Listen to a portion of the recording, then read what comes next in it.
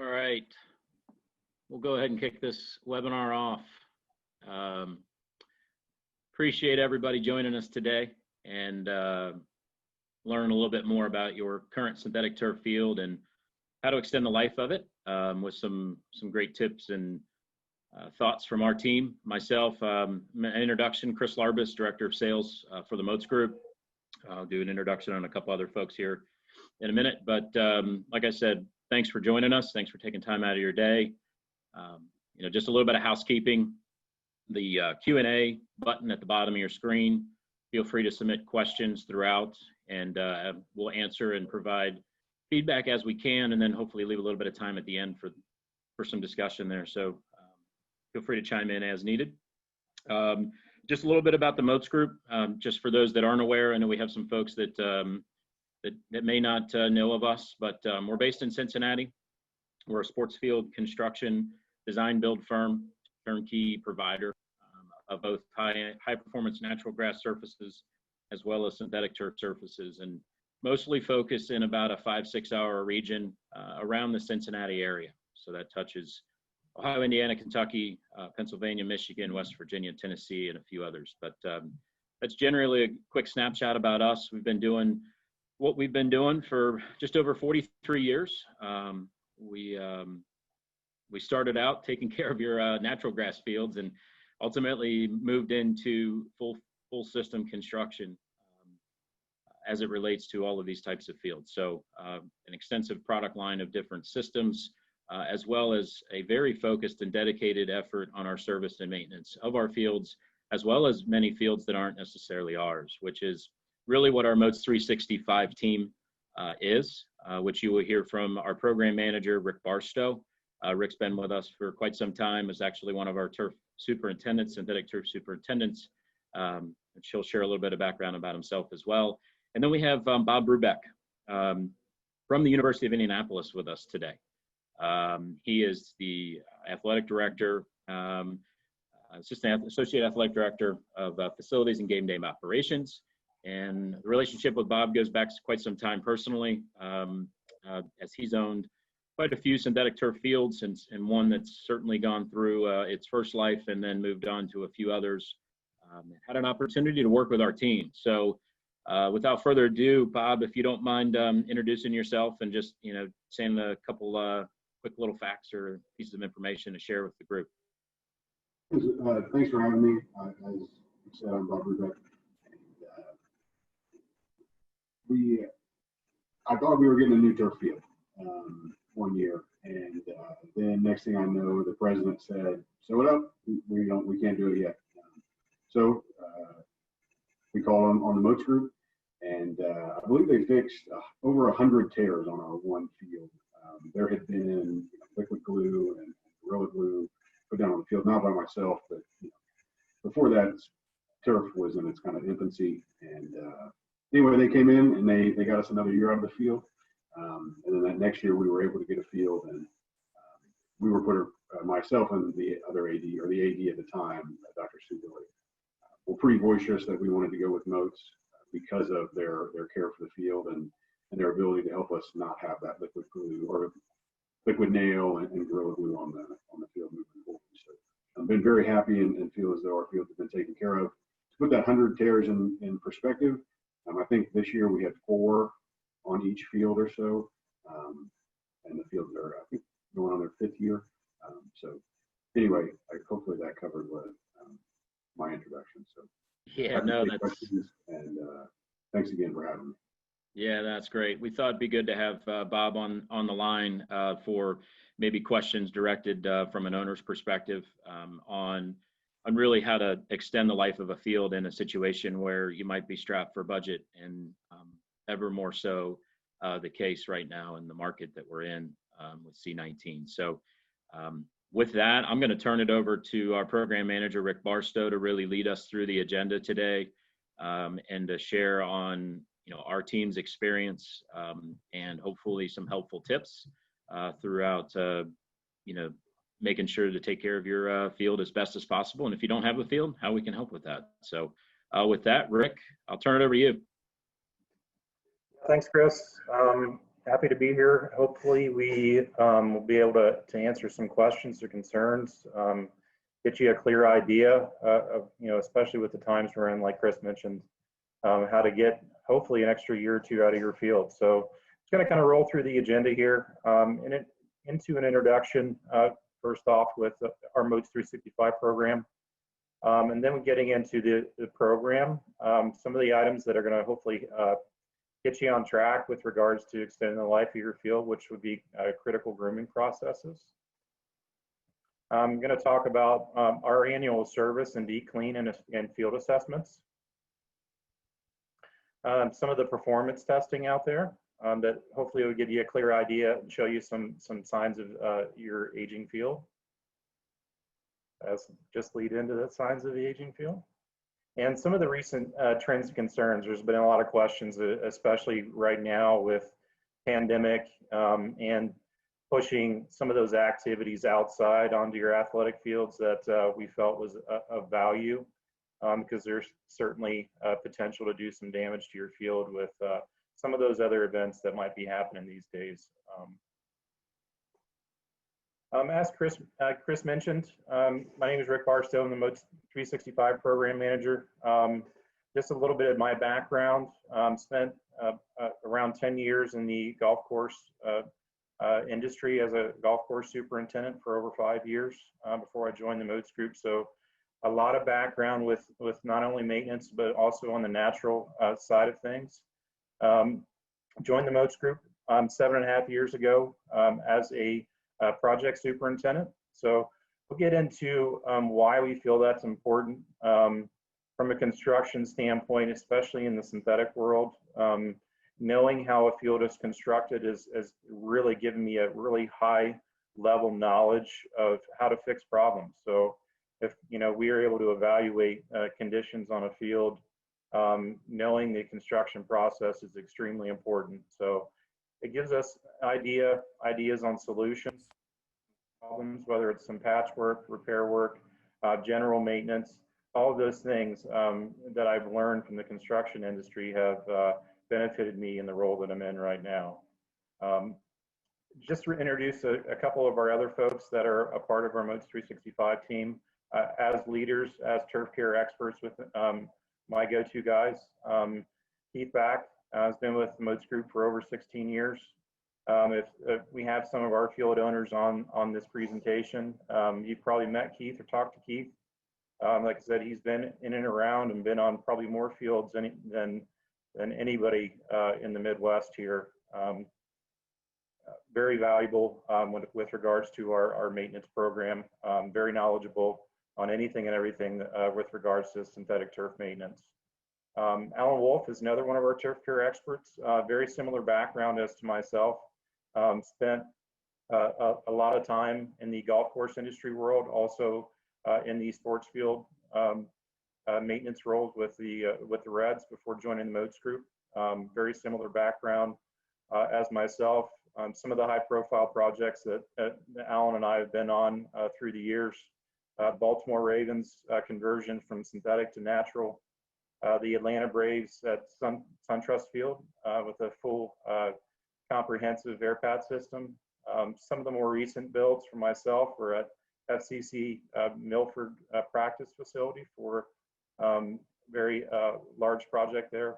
Alan and myself both were a part of both the Colorado Rockies recent build this past spring, the Indianapolis Colts synthetic build, and the Cincinnati Bengals synthetic field construction as well. So a lot of knowledge within our group. Very proud of my team. Please feel free to reach out to us if you do have that contact information for our team. We will provide that info for you as well.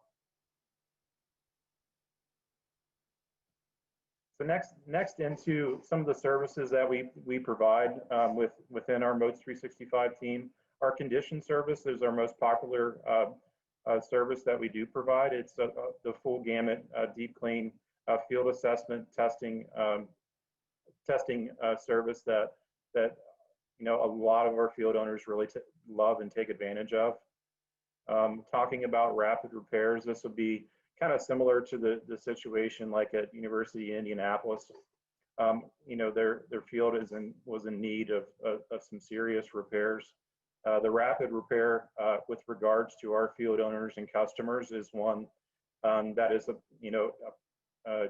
part of our contract and a part of what my job responsibilities include, which is anything that is considered an urgent repair is what we consider a rapid repair. So anything that we feel is our owners, feel unsafe with is what we consider a rapid repair.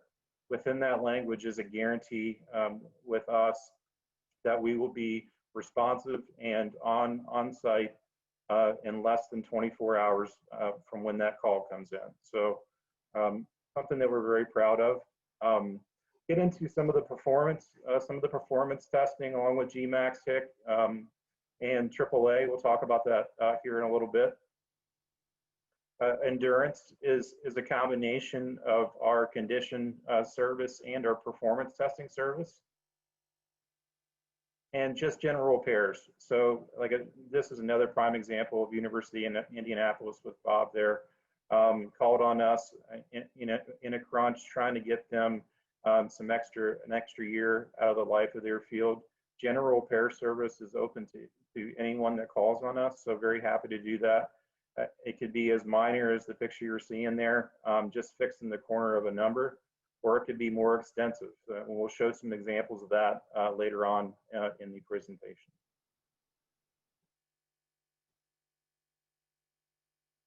Back into just an example of the average rapid repair response time. 2020 is tracking on a similar number, but this is an example from 2019 and the service that we were able to provide to our field owners and customers.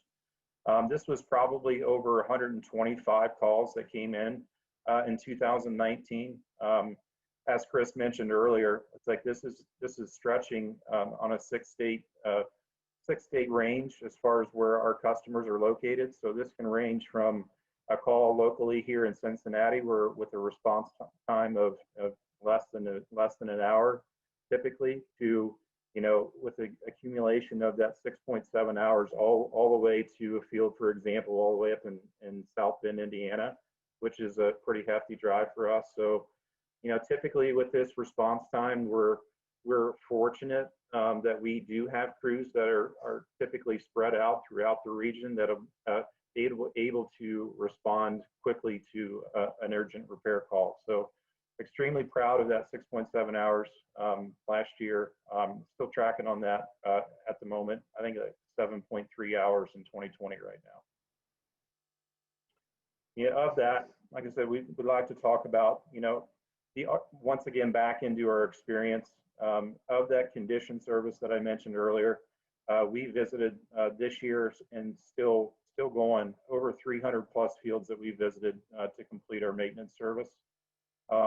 With the combination of just general repairs, rapid repair response time, typically on an annual basis, we're visiting over 1,000 fields. So not necessarily 1,000 different fields, but touches, responses to rapid repair calls, to any other general concerns, to maintenance trainings, over 1,000 touches a year. So very proud of that. And just back in, to our regional, where the areas that we're able to cover. As you can see, we have a pretty good blanket across the Midwest, from Indiana, a few fields in Michigan, of course, Ohio, Pennsylvania, Kentucky, Tennessee, West Virginia. Now we're getting talking about some of the things that may help with regards to synthetic maintenance. One of the biggest things, like folks that, I'm sure all the folks on here know, in the beginning of the synthetic turf world, that, that banner of a maintenance-free field is the furthest thing from the truth. I'm sure a lot of you folks know that. Certainly there's some benefits with the amount of time compared to natural turf time that it takes to take care of a field versus synthetic. But the bottom line there is both of those surfaces need taken care of. And there's different reasons, and we'll get into that, some of those things with synthetic turf that are extremely important. The first one, just like I said, we are talking about is critical grooming practices. So in the example here, as you can see, we're talking about this. This was just a field we visited just a few weeks ago up north, where they had taken their groomer out and actually had groomed the field north and south. As you can see, the windrows are rubber running this way. The biggest thing with regards to grooming your fields is we would like for you to reach out to your provider to provide those recommendations. So, for example, with us, before we hand over a field, a new field construction to our owners, we conduct a maintenance training. Within that, it's very extensive from start to finish. What you're going to see throughout the life of your field, how to properly take care of your high maintenance or high wear areas, how to groom the field, what to look for when there's repairs that might be needed. All of these things are extremely important and will actually help you extend the life of your field. So, back into that example, the recommendation that we provide to our field owners is we like for you to follow the seaming plan. So if any of you have been a part of the new construction during either a conversion or a replacement, you notice the guys, they're typically stitching panels every 5 yards. So this is a panel, for example, this is a panel, this is a panel. So when you know that seams are running from sideline to sideline this direction. And when the guys trim the edge of the fields, you know that the sideline panels are then run in this direction. So as you can see from this example, our recommendation is to groom the field side to side. So we would like for you to groom following the seaming plan. And one of the reasons that is important, there's two reasons. Just like in the previous example, in the previous picture, you can see those windrows that are running north and south this direction across the panel. So when you know you're doing that, not only are you displacing the rubber in the opposite direction of the seaming plan, but you're also potentially pulling, knowing that these seams are running every 5 yards this direction, you're now grooming the field going this direction. So when you're doing that, you're potentially pulling material away from those seams. So I've seen a lot of fields that, although it does save some time grooming north and south going this direction, there's potential to damage those seams, pull material out of those seams to a point to where the infill levels on those actual areas are lower than where they were during the field construction. So secondly, there is potential. I know this example in this picture is a soccer field. On a normal multi-purpose or football field layout, if you decide to groom the field going north and south this direction, there is potential to move your yard lines. So as as the field is constructed brand new, hopefully those lines across the body of the field are straight as an arrow. If you do decide to try to groom this direction, just know that there's risk to potentially move those lines. So you could see a wiggle in a line going this direction, and all of a sudden you get to midfield where you're grooming the field half and half, and this line has moved over slightly. So you look down that yard line, I've seen, just from the groomer, I've seen lines move anywhere from an inch to 3 inches off. So we just really want to try to avoid doing that.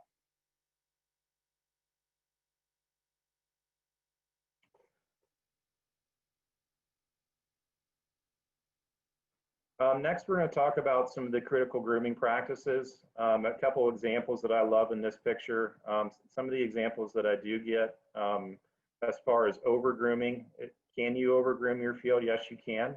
So we just once again, we would like to reach out to your provider to find out what that recommendation is with them. So can you over groom your field? Sure you can. I like to give this example a bunch. I know we have some folks in Indiana on this call. We just actually built the Lucas Oil Stadium Indianapolis Colts field just this last year. In that example, it's not necessarily them over grooming, but in this example, you'll notice on Sunday, if you watch the game, you can notice that field has a light and dark pattern across the body of the field. So you can see a lighter section in each individual 5 yards, and then you can see a darker section on the next one, which we call as an alternating panel look. The reason that they have that look is from their grooming unit. So I always laugh at this example because they have that light dark look. They enjoy that light dark alternating panel look, but the actual field is all field green, which is that darker green color. So they're working in that pattern with just their grooming brush. It is a look that this is the funny part that I like about it is, as you've seen on a lot of the fields out there, that it is a trendy look. People like that, mode pattern look. With the Colts, they like a more subtle look, but if it was an option for them to go ahead and purchase that look if they wanted to instead of grooming the field. So just like that example there. The picture on the bottom, as you can see, can you undergroom your field? Absolutely you can. This example here is of a baseball infield. I know we have some baseball folks out there. As you get into, we'll talk about this here in a little bit as well, but under grooming with regards to baseball, some of the multi-purpose fields with lacrosse, some of the, as I mentioned earlier as well, about maintaining your high wear areas. This is a prime example here. As you can see that, that arc runs, 13 feet outside here where typically those kids are sliding into second base. And you can see this example here perfectly where this, perfect rectangle is the example of those kids sliding in to second and displacing all the material that is here and now into a massive pile of rubber around second base. So if you have a synthetic turf infield, this is a pretty common thing that you'll see. Over a weekend tournament, you have 15 games. This is something, especially on the newer fields, that you will see that is very common. So the goal here, along with all of the other high wear areas out there, is if you are, baseball is the prime example, is by far the most high maintenance in the synthetic turf world to take care of, is all of this material needs to be moved from here in that pile of rubber back into that sliding pit where they displaced all that material. So with baseball, that would include first a lot of high maintenance with regards to batters boxes, catchers box. We probably do an average of 65 to 70 repairs on baseball, synthetic baseball mounds a year. So that one is a super high wear area that needs to be maintained. I said I love this picture because this field in this example in this infield is probably a 5-year-old field in the Cincinnati area that I'm fairly certain has never been groomed before. So please don't do that.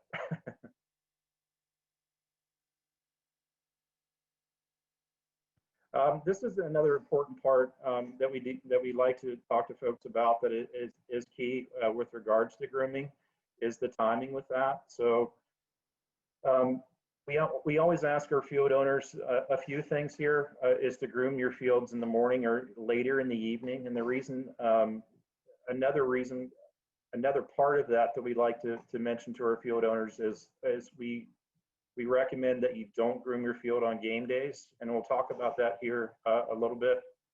The reason for the timing of that is we want to avoid the sun at its highest point. So the hottest point of the day, we'll get into this too as well, is with the addition of, say if you're out grooming your field at 2 o'clock on a 90-degree day, the potential for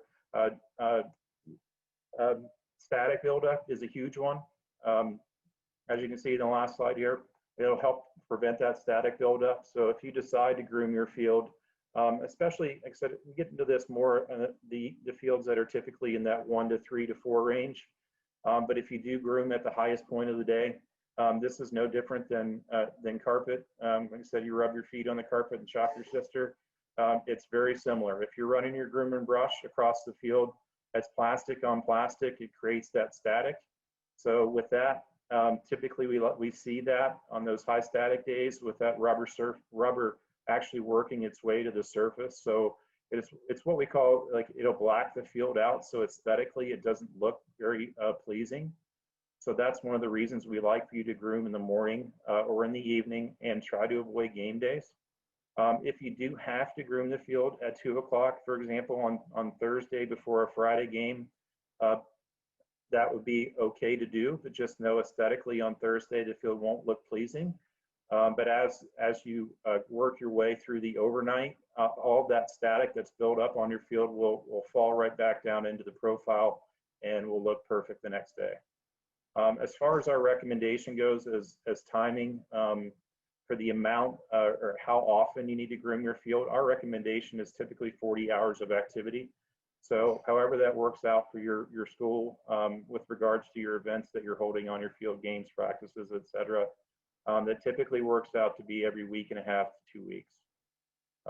Just to avoid, once again, you don't want to undergroom and you don't want to overgroom. Next, we're going to talk about some of our annual deep cleans, field assessments, the importance of a deep clean.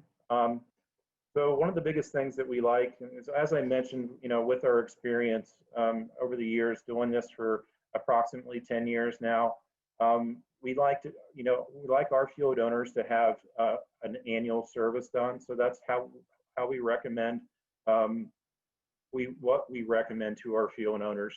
One of the biggest things there is we want to get some of our guys like Keith Back, Alan Wolf, and myself just get some professional eyes on your field.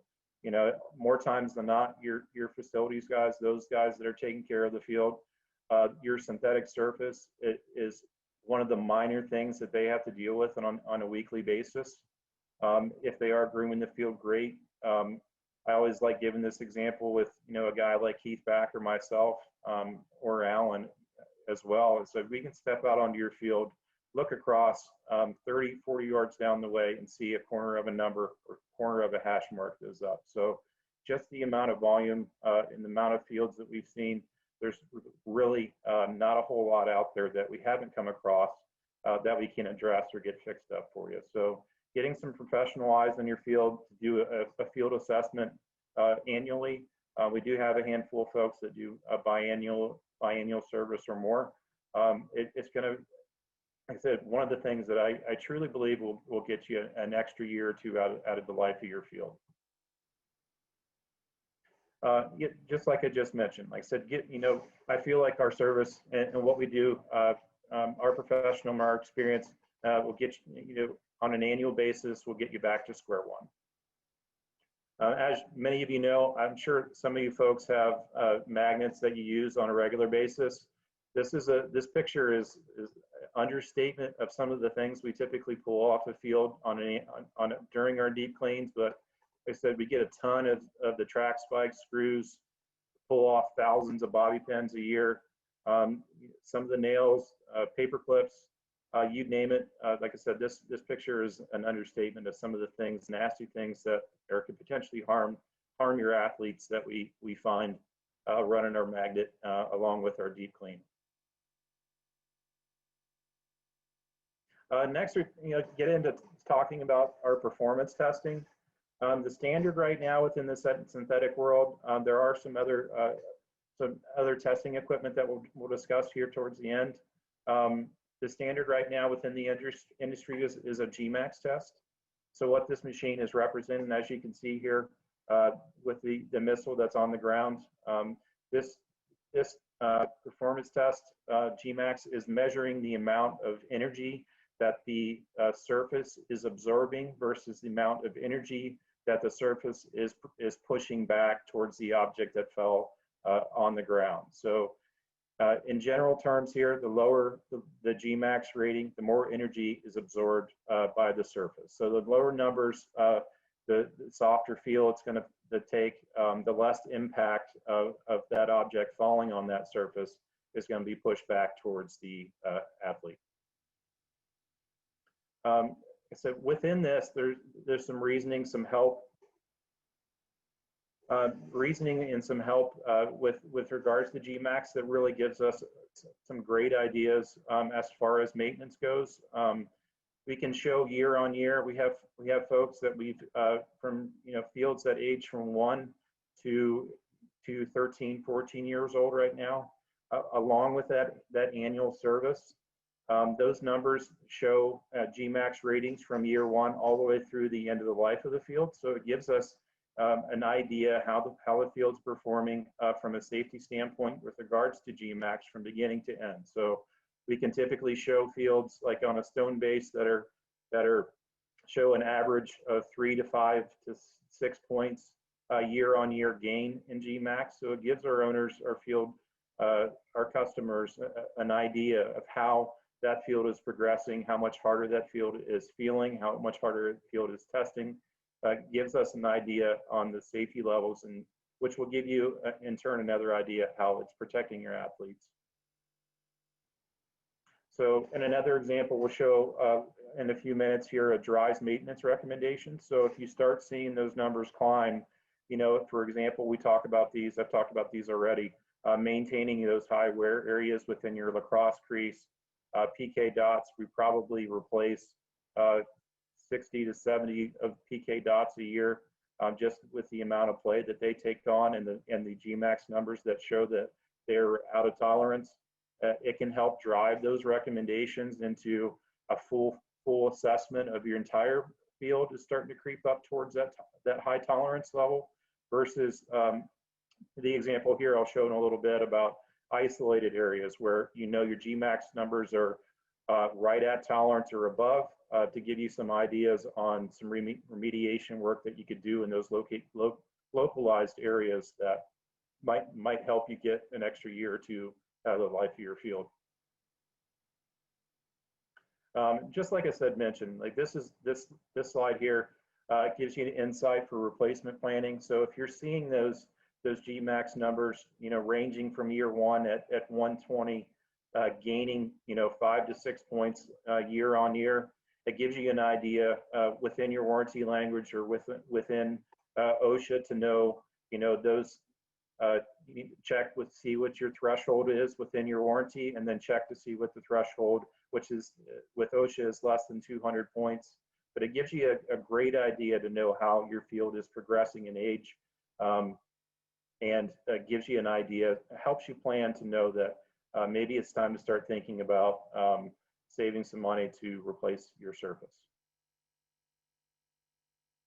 Just like I said, back into check with your industry standards, check the language within your warranty, have a clear idea of how your field is progressing with regards to Gmax is extremely important. I feel this test, if anything, on synthetic turf needs to be done on an annual basis. It's just for me, for our field owners and customers, it's more peace of mind. So extremely important there. Briefly, there's some other tests that our company is diving into right now with HIC and AAA. It gives us some different perspectives on AAA, for example, is giving, you know, some clear definition on how the surface is reacting to your lower body. And the HIC is a test that was developed mainly for playgrounds, but is gaining a lot of ground in the athletic turf industry with regards to back into concussion testing. So if you have questions about that, some of the other tests out there, please feel free to reach out to us and we can help answer some of those questions. Now we get into, you know, some of the signs of the aging field. Some of you folks have probably seen it, seen a lot of these things, especially if you have done a replacement. But just like, for example, the top picture there would be a great example for the University in Indianapolis, some older technology on a glued field. As you can see, the layer upon layer of glue right here. You'll see a lot of that with some loose seams. Torn inseams. As you can see, this inlay here on a hash mark, you'll see that some older technology with the glue here. Some of the backing even ripping off on the inlay, as you can see right here. Very common. A reduction in infill levels. This is an example, like I had mentioned before, about penalty kick spot that has been overused and under-maintained. So get to the point to where folks have gone in there and where that left foot is stepped into that PK dot and kicked all the material out of that area. So back into maintaining those high wear areas. We like for those areas typically to be overfilled. So if it's a PK dot, a lacrosse crease, your goal mouths, your corner kicks, any of those areas, especially in baseball, first, second, third, batter's boxes, pitcher's mound. We ask that folks overfill those areas. So maintaining the infill levels in those areas is extremely important. So please, I said before you groom the field, we ask our field owners to keep a couple buckets of infill material in the back of their gator, head to every one of those high wear areas and overfill those areas to the point to where they're what we consider overfilled. So you would barely see any fiber showing. To that point, now you move on to go ahead and groom the field. So when you roll your brush across those areas now, you'll know that you'll level that material off, and also know peace of mind that those areas are overfilled. So the biggest thing here, if you get to this point, the area is underfilled, it gets to the point where there's no fiber showing and or there's no infill in that area, that's potential risk there for a safety hazard, a tripping hazard. And also after a short amount of time, that cleat that is interacting with that area is going to rip a hole through the backing of the turf, which is extremely dangerous. So once you get to that point, it's not a matter of doing a minor repair, it's doing a patch. Some of the other things, like you can see in this example as well in this picture, fiber degradation. You'll start to see, as the beginning of the life of the field, brand new construction, you have a very vibrant fiber. It's standing straight up and down, has a thicker look, more like a tall fescue. As the UV starts to break down your field, those fibers are starting to shrivel. They'll start to really decrease all the way back to the top of the infill level, to the point to where those fibers will even start breaking off towards the end of the life of the field.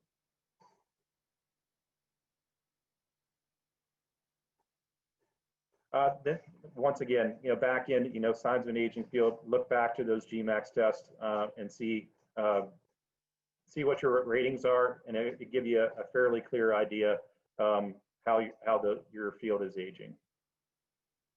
So love this example. This is something we recently did in the Cincinnati area. Back into what I've been preaching this whole time is maintaining your high wear areas. This is a 13-year-old field in Cincinnati. We came in and did a patch on their lacrosse crease. One of the things here, took our GMAX unit across the field, tested in 3-foot increments around this area until we located an area outside of what you can see in this patch here, where the GMAX numbers were actually back in tolerance. So we were able to come in, remove the old turf, remove most of the infill, put a patch in for the lacrosse crease, took our GMAX test back in that area, performed perfectly. One of the downfalls of this, as you can see, 13-year-old field now has a brand new patch of brand new turf in there. So aesthetically, it's not, great. It doesn't look great. It does look like a brand new patch of turf on a 13-year-old surrounding turf. But the biggest thing here is it's now safe to play on. So something you can do. We've done a ton of the work like this, whether it's patchwork on runner's pass in baseball, lacrosse creases. I already mentioned patchwork on mounds, PK dots, corner kicks. It will, if your money isn't there for a replacement, you're ready for that yet. There is a lot of options that you can do to get you an extra year or two out of your field. Now into, like I said, we got a lot of questions. I've gotten a ton of questions on this with regards to some of those outdoor events. For the first example there, as you can see, the weightlifting equipment, love giving this example. This was the University of Cincinnati. This was a couple years ago, where they were doing renovation work on their basketball arena. The basketball arena is what housed their weightlifting room for a football team. Of course, they had to move all of that equipment outdoors, so they took all of that equipment outside to their Shakely Athletic Complex, which has a bubble on it. Took all that machinery down with forklifts down the home sideline, down to the south end of the field. Put some terra decking down, which was great, from the 15-yard line back through the back of the end zone. moved all their weightlifting machines onto that terra decking, which is great, but decided to go ahead and use the weights like this, medicine balls, tire flips, all of their exercises that they were doing with this type of equipment was actually done on the synthetic surface from the 15 to the 20-yard line. Once the bubble was taken down, all the terra decking was removed. All of the damage from the forklifts hauling all that equipment into the bubble, and the combination of the medicine balls, tire flips on the actual synthetic surface, we made a decision with the school to go ahead and just replace the entire field, which was a very expensive mistake there. Back into, like I said, back into just general events or stage damage. Ton of questions, especially this spring, midsummer, about hosting graduation ceremonies on your field, moving classrooms out to your synthetic surface, all fine and good. But just like I mentioned in the previous example about the weight rooms, making sure that you protect the surface is the most important thing. So if there's terra decking armor or terraplast armor decking, at a minimum, we like seeing if you are going to be moving equipment or have stage footing on your field, 2 layers of 3/4 inch plywood is our recommendation. We loved the terraplast or armor decking, but just please consider anything with regards of equipment that's going to be touching your field needs to have turf tires on it.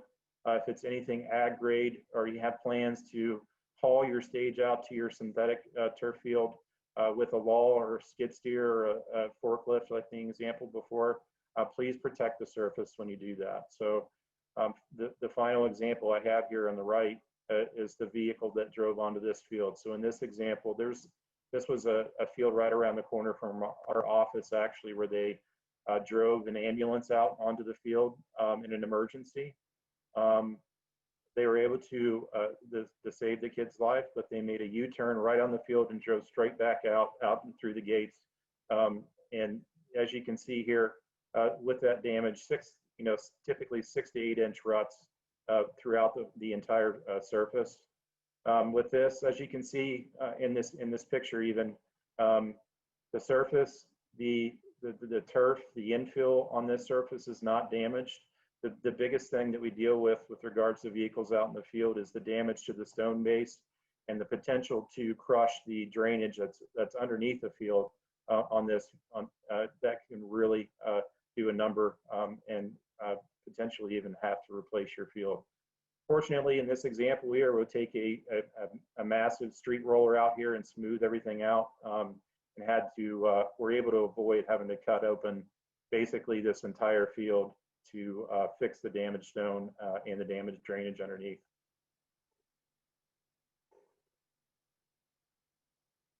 Like I said, another big one with regards to the questions that we have with field sanitation.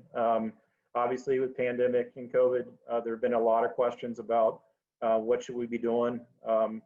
There's just yesterday, I answered a call on this about what should we be doing as far as covering our needs for disinfection of the field. Our recommendation right now is just to continue grooming your field on a regular basis. So our friend here is UV, sun, and heat. It is extremely beneficial for us with regards to any viruses or bacteria that are out in the field. So even knowing, even on a day, 90-degree day, your surface is, the air temperature at 90 degrees on an infield synthetic turf field, that surface temperature can be upwards of 160 degrees. So just knowing that, hopefully will give you some peace of mind that COVID in that environment, being outside, being exposed to UV and being exposed to that temperature, there's a small chance that has any opportunity to survive in that type of environment. So as of right now, as far as regulations go, we do have a contact disinfectant spray that we use within our field service. It is a contact only disinfectant. So if there are any claims to a systemic version of a disinfectant out there that's designed for synthetic turf, please give me a call because I don't know if there is one out there. As far as I know, there isn't. So if you do have questions on that, or you do have some insight on some other disinfectants that folks are using, please feel free to reach out to me. One of the biggest things in here with regards to your field, your warranty, please reach out to your turf provider before you go out and spray any type of disinfectant on the field, just to make sure that it's safe. There's potential risk with inlays, glue, things like that could damage the turf. So we want to try to avoid doing any of that. Like I said, back into, I mentioned that, the field temps, UV assistance, extremely important there. Hopefully let Mother Nature take care of the issues.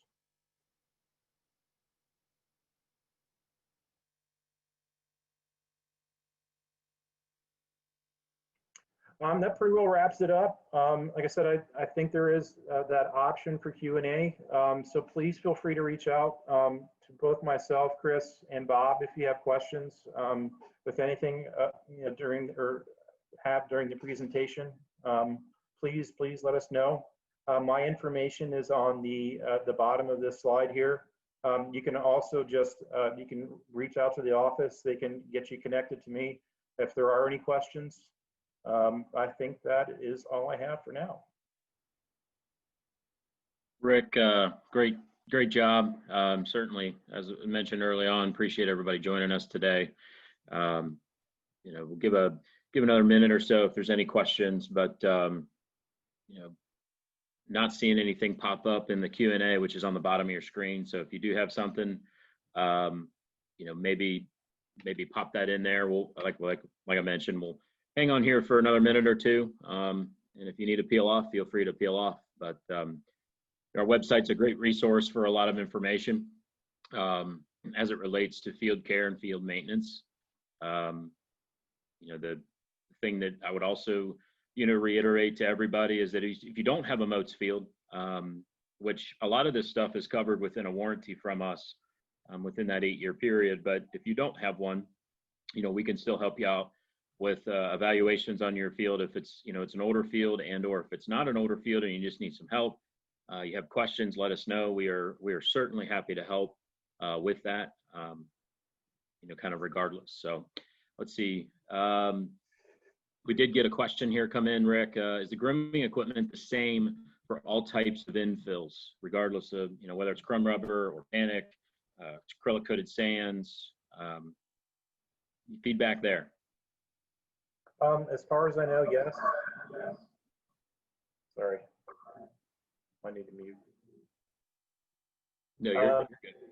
Yeah, so there's if you get into some of the other types of the acrylic coated sand, or just crumb rubber, some of the others out there, there's potential to move some material with some of the organics out there. So I think it's more, yes, you can use the same grooming equipment, but it will be probably beneficial for you to make some adjustments within the system that you have. So if you do have an organic, or you have a sand type-based system, is to make sure to know the goal here with the grooming unit always is just to just like it says, if it's greens groomer, if it's a lead-in inversion, it's a groomer. It's not designed to move material. So the biggest thing there is you just want to smooth the surface, take care of footprints, take care of any of those irregularities that you might have out there. So if that is an adjustment from,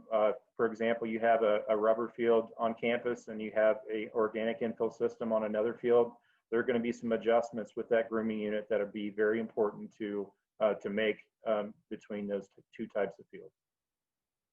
Hope that helps. Yeah, that's great. That's good. Got another one, just around testing. So yeah, if there's additional information, the question was, what other testing's out there? And as Rick had mentioned, there's quite a bit, and it all depends on the situation and what you're trying to achieve. So happy to be in touch with you. I think it's best offline because every situation different, every field's different, but there's a lot of different products and applications and different types of tests that can be done on the field, not just what Rick focused on today with GMAX. So feel free to, like Rick had mentioned, reach out to him and then reach out to our team, and we'd be happy to help. You got another question? If I have weed growth around the edge of my field, what is some good protocol that I should use there? First off, reach out to your provider with the products that you can use. Secondly, we don't have any concerns with folks going out, depending upon the location of the weeds. If it's just on your perimeter between a track and your synthetic surface, glyphosate Roundup is safe for our fields, but make sure to reach out to your provider with that. Another one of the things that would be important, make sure that you have a licensed applicator doing that. So especially in a school environment, we get a lot of questions on what can we do about the weeds. We don't want folks going out there with a string trimmer and damaging the turf. So, but please reach out to your school, have a licensed applicator to apply the product, and just make sure your turf is safe with the chemical that you're going to be using to take care of the weeds. Yep. Good. Thanks, Rick. Bob, certainly appreciate you being on, and sharing kind of your experience on the your first field that you had that was 11, almost 12 years old, and you were able to get some more life out of it. Anything additional that, if it's a no, certainly okay. Anything additional you'd share at this point? I guess the only thing I'd say is if you don't have a Motz field, they legitimately help you take care of your field. The warranties for 8 years. In our package, they come and we have 2 fields, so they come and they fix anything. They groom it for us once a year. I can't tell you how great that is to have that, even that peace of mind report that they give us each year that says, hey, your field's in good shape. And then, hopefully in the next, well, hopefully not, but maybe in the next 5-7 years or so, that report will say, hey, you maybe have 2 years left in your field. And then I just really feel taken care of on having our 5 sports teams be able to play on 2 fields out there and be able to prep when we may need another one. So awesome. Anyway, I guess that's what that probably wraps me up. Thank you very much for having me. Yeah, thank you, Rick. I appreciate it. Great job to you and your team preparing for this. And thanks for everybody joining us. If you need to get a hold of us, the information there is at the bottom of the screen. Have a great rest of the week. Thanks, everyone. See ya.